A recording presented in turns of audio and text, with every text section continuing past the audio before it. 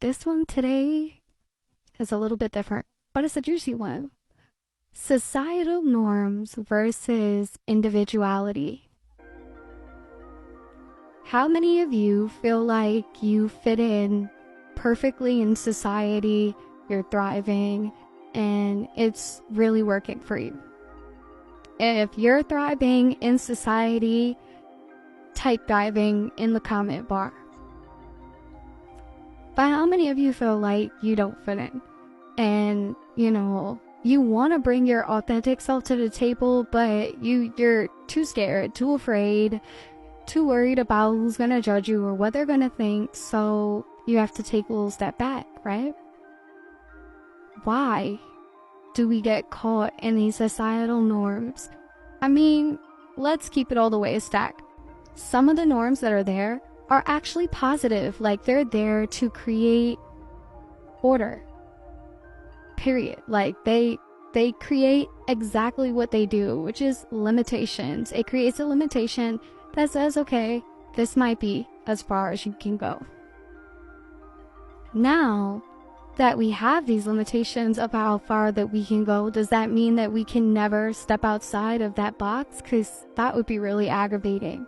So no, we want to be individuals. We don't want to be limited. Society tries to decide how we dress, where we work, where we go to school, career choices, how many kids we have, how often we do it, how often are you having sex, are you even having sex, are you in the sex industry, are you selling sex, like everything that you could possibly think of, like society wants to have a hand in it. How much money do you make, how many kids do you have, are you having them out of wedlock, and the whole idea is to fit in.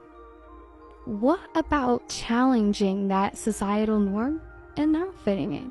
What about just being the amazing you that you are and accenting that? Not allowing society to limit you or place us into these small boxes that limit us from so much more than what we can be. Like, I can think of 5 things off the top of my head that are beneficial from you just being you. The beautiful you that you are. And yes, you are very much so beautiful. One of the greatest things that you can get from being yourself is personal growth. What does it look like when you explore your real happiness? What makes you happy? Have you thought about that recently? Like, really? No. I mean, like, come here, like, really. What makes you happy? What truly makes you happy? It doesn't have to be what everybody else says makes them happy. It's just what makes you happy. That's the question. What makes you happy? What do you genuinely want? It doesn't have to be what somebody else wants. It doesn't even have to be what somebody else likes. But what do you want? And when you figure out what you want, how do you chase it? How do you go after it? What do you do to get there and to really live that out like 100%? 2, authenticity. Who doesn't want to be authentic? Who doesn't want to come out and just have to be themselves? Not have to put on or do something special. Like, I can just be me and that's enough. Like, it is enough to just be you. You don't have to be somebody else. We don't have to pretend in order to fit in. Like, we can just be us, and guess what? It is fucking awesome. You're awesome. You're awesome. Accept that. Embrace some diversity. We talk about like how we want to bring diversity into the world, but how are we really going to do that? How are we really going to challenge that? Well, I'll tell you how. It's by embracing diversity. It's by embracing individuality. When you see a person that doesn't look the same as you, doesn't fit the candy corn pack, you know what I'm saying? It's about saying, yo, that's dope. It's about celebrating the uniqueness that each person brings to this like world. Like, we all are unique, and that's fucking dope. Why don't we celebrate that more? Like, number 4, I don't think I need to say it, but number 4, we control our narrative. We can change the narrative. We don't have to be running around and yeah, I'm coming after you girls with a BBL, but I'm not coming after you. I mean, if that's really truly what you want, yeah, sure. I'm coming after the girls with a BBL who know that you didn't want to do it, who know that it didn't feel right to you, who hesitated, who second thought it, who triple thought it, but you went and you did it anyway because you thought it was going to make everything better. And then when you did, it didn't. Guess why? Because you're still you. Now with a little more booty. And there's another wrong with that. I likes me a booty. But what message does that send to the other person that is struggling with making this decision for themselves between whether being themselves is better or if, altering themselves to fit in is going to make them better?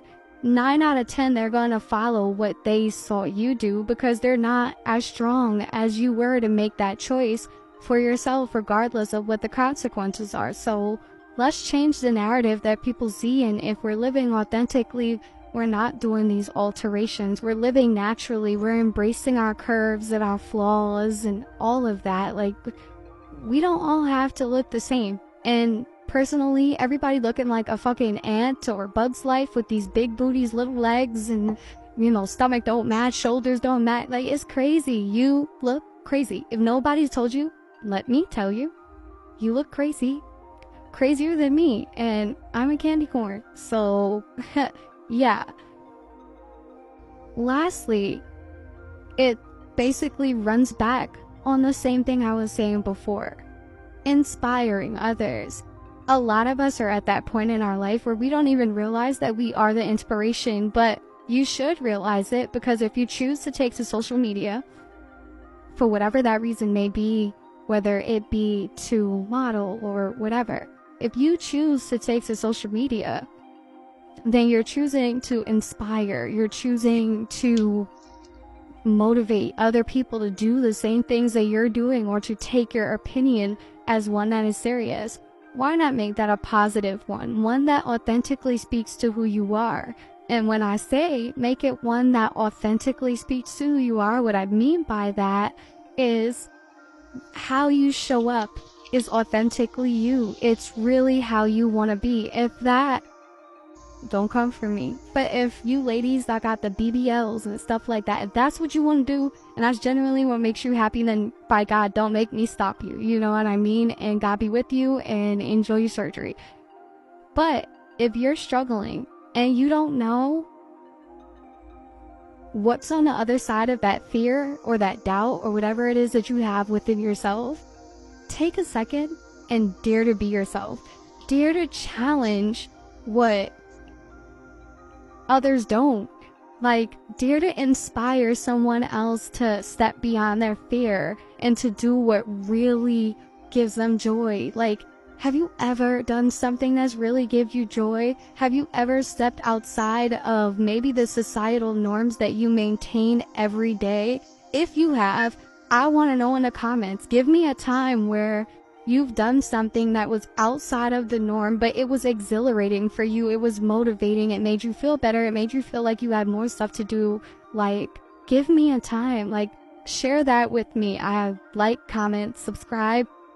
I don't even know the words for the different platforms, but talk to me. Let me know if I'm the only one that feels this way. Like, it's either fit in or die. Like, that can't be it. I can't just be outside the box. Like, I'm everybody's not favorite candy. And I'm okay with that. Is that not cool? Can I not be somebody's favorite or not be the trend and it's okay?